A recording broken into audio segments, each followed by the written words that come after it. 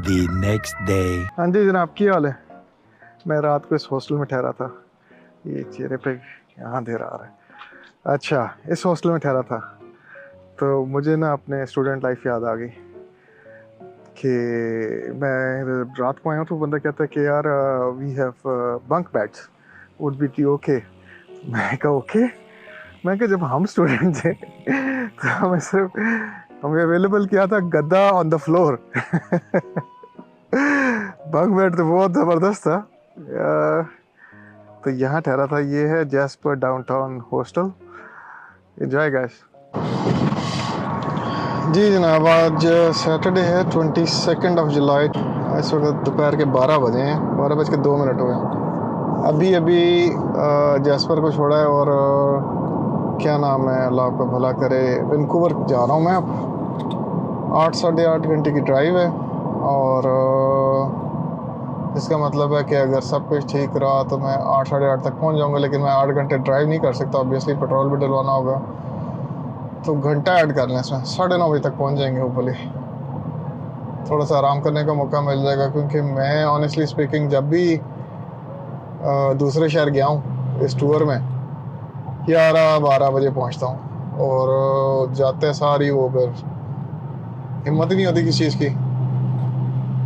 तो रोज़ाना का रात का खाना तो मिस होता ही होता है। तो टेक्निकली स्पीकिंग नाश्ता करके निकल रहा होता हूँ और बाद में या सिर्फ नाश्ता करके निकल रहा होता हूँ। कभी कभार अगर कोई चीज़ मिल गई दोपहर को, क्योंकि किसी नए शहर जाके अब उधर रात के 11 बजे खाना तो मिलना नहीं है। यहाँ सिग्नल नहीं आते फ़ोन के भाई, तो खाना कहाँ मिलना है? तो ये चक्कर है। अब वैंकूवर जा रहा हूँ, होपफुली वो उधर कुछ खुला हो, क्योंकि कल मैंने ड्राइव नहीं करना ज़्यादा। वैंकूवर के अंदर ही है जो BC फेरीज हैं जो लेके जाती हैं, उधर जाना है। तो कुछ कल खा लेंगे दोपहर को खाना भी। बट ऑनेस्टली स्पीकिंग इस पूरे के पूरे ट्रिप में अल्लाह खुश रखे टिम होटल्स वालों को। स्टारबक्स की तरह का है, ये कैनेडियन ब्रांड है, इट्स रियली गुड। तो पूरे कनाडा में फैला हुआ है। वहीं रोक के एक ही पसंदीदा चीज़ है, वही खाते हैं, कॉफ़ी पीते हैं और अल्लाह अल्लाह खैर सलाह, मतलब पूरा मील हो जाता है। बजाय इसके कि बंदा नए शहर में जाए पूछे कि भाई इधर ये चीज़ है, उधर वो चीज़ है, फ़लाँ है। तो कम से कम इसका पता है कि अपनी पसंद की चीज़ है। और प्राइस भी जो सी है, बेशक अब महंगे तरीन शहर पे चले जाओ, बहुत ज़्यादा डिफरेंस नहीं है। मैंने थोड़ा सा डिफरेंस देखा था, लेकिन वो शायद सूबे के लिहाज से है, विच इज़ अंडरस्टैंडेबल। लेकिन बाकी इट वाज ओके। तो ये चक्कर है। नाश्ता मैंने कर लिया, कॉफ़ी मैं दूसरी दफ़ा पीने लगा हूँ, क्योंकि आंखें खुली होनी चाहिए। तो चलते हैं जनाब। अगले पता नहीं 817 किलोमीटर्स था, तो समझें कि 10-12 तो कर लिया होगा। तो ये बहुत लंबा सफ़र है। टेक्निकली स्पीकिंग तो मैं रोज़ाना इतना ही कर रहा होता हूँ, लेकिन आज शायद टाइम पे पहुँच जाए, दैट्स अ गुड न्यूज़। कल की तरह मैं गलत रास्ते पे ना चले जाऊँ। GPS सब मौके पे चले नहीं, और जहाँ मैंने अपनी अकल इस्तेमाल की तो पता चला 50 किलोमीटर में दूसरे सूबे में घुस गया। एनीवे, होपफुली आज का दिन अच्छा गुजरे। तो मिलते हैं आपसे फिर। चलिए, इस तरह की सीनरी आप पहले भी देख चुके हैं अल्बर्टा में। ये बेसिकली पार्क जोन से है ना, ये नेशनल पार्क है, विच मीन्स कि ये सूबे की मलकियत नहीं है, ये है गवर्नमेंट ऑफ कनाडा की मलकियत इन सेंस के, मतलब दे कंट्रोल इट। तो होता ये है कि ये मेरा भाई ज़रा ध्यान नाल, होता ये है कि ये जो सा अपना है नेशनल पार्क, ये 2 सूबों में है, ब्रिटिश कोलंबिया जिसमें अभी आया हूँ, और क्या नाम है, अल्बर्टा, दोनों में है। और इसको पार्क कनाडा पार्क्स और पार्क्स कनाडा के नाम से है, गवर्नमेंट की एजेंसी जो कंट्रोल करती है। और यहाँ मतलब बड़ा इन्होंने रिस्ट्रिक्शंस लगाई हुई हैं कि यहाँ की स्पीशीज़ को आप इधर उधर ले आ नहीं सकते। अभी पीछे बोर्ड लगा हुआ था। और होना भी यही चाहिए कि जो चीज़ जहाँ की हो वहीं रहने दें, क्योंकि वो वहाँ की फूड चेन के मुताबिक होती है ना।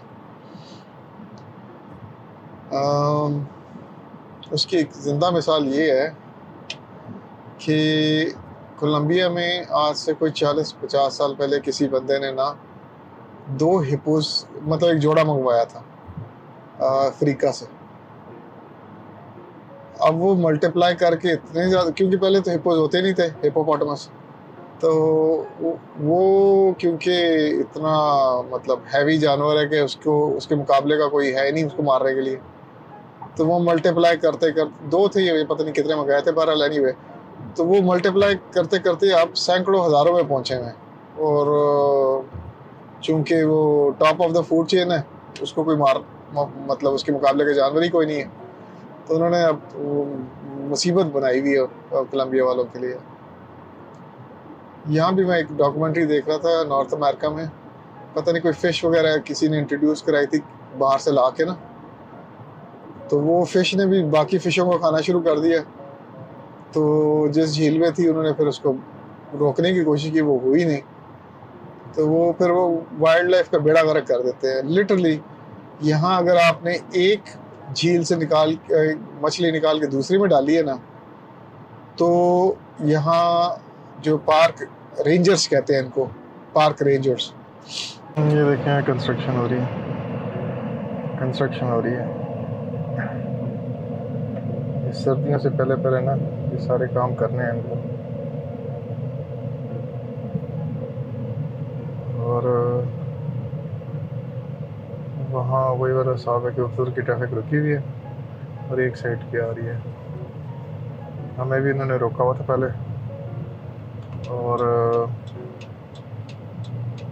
अब यहाँ से निकल रहे हैं।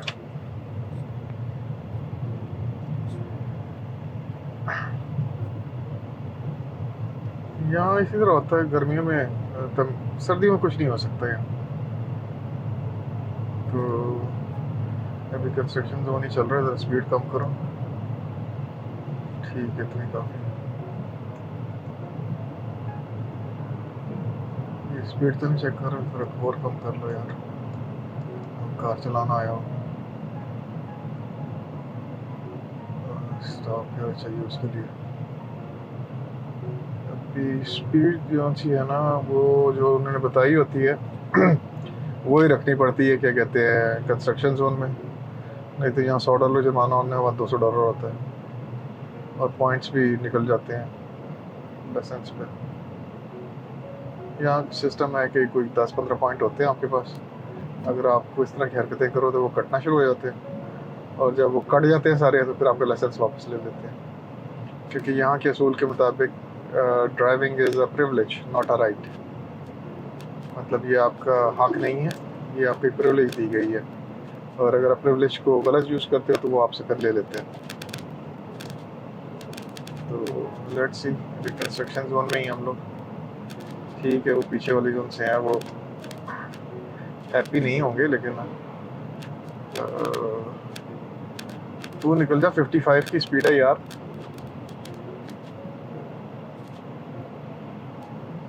ये इधर बताएगा कि हाँ स्पीड ख़त्म हो गई, अब दब लो।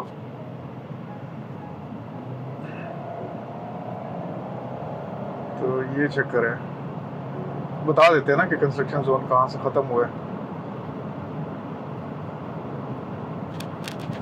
लोग बेसब्री होके पहले ही निकल जाते हैं, कोई पता नहीं इन्हें कैमरे लगाए हों, तो नंबर प्लेट आती है और उसके बाद फिर कार बेल।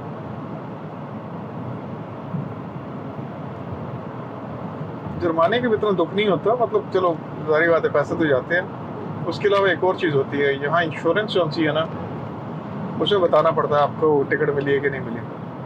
जब आप बताते हैं कि टिकट मिली है, तो फिर भाई आपकी इंश्योरेंस बढ़ जाती है। तो जो उन्होंने बताया भाई उस पर अमल करो तो कोई तंग नहीं करता, हैंकी वैंकी करोगे तो फिर कॉन्सिक्वेंसेस होते हैं।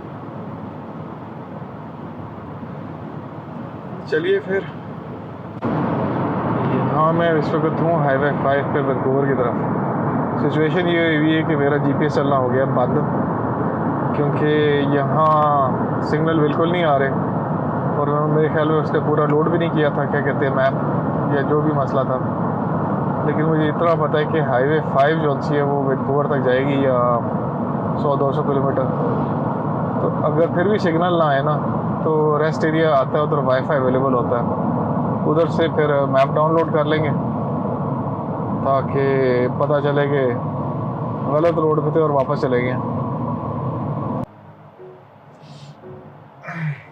ड्राइव बहुत लंबी है, अभी भी 400-500 किलोमीटर पड़ा हुआ है और थकन होनी शुरू होगी अब थोड़ी सी। फिर मसला ये ना, खड़ा किधर करूँ मैं, सारी जगह जंगल है, कोई रेस्ट एरिया आए तो बंदा फिर खुद करता है। मसला ये ना, ये कंस्ट्रक्शन हर 2 मिनट के बाद आ रही है, स्पीड भी नहीं पकड़ी जा रही।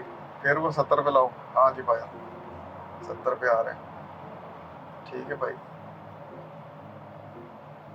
वो थोड़ी देर के लिए 70 पे आता है और उसके बाद फिर वो कहता है कि जो अब बढ़ा लो, वो ब्रेकें मार मार के दिमाग खराब हुआ है। चलो भाई आगे फिर कंस्ट्रक्शन है, बड़ी मेहरबानी आपकी।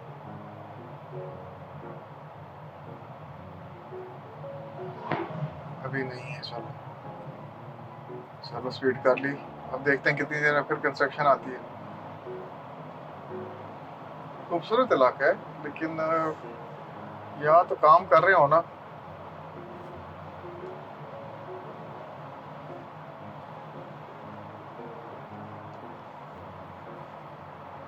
चले आप भी कहते होंगे क्या कंप्लेन शुरू कर दी है, लेकिन यार बंदा जब जिस पे गुजरी हो ना उसको पता होता है, मतलब अजीब ही सिचुएशन हुई है।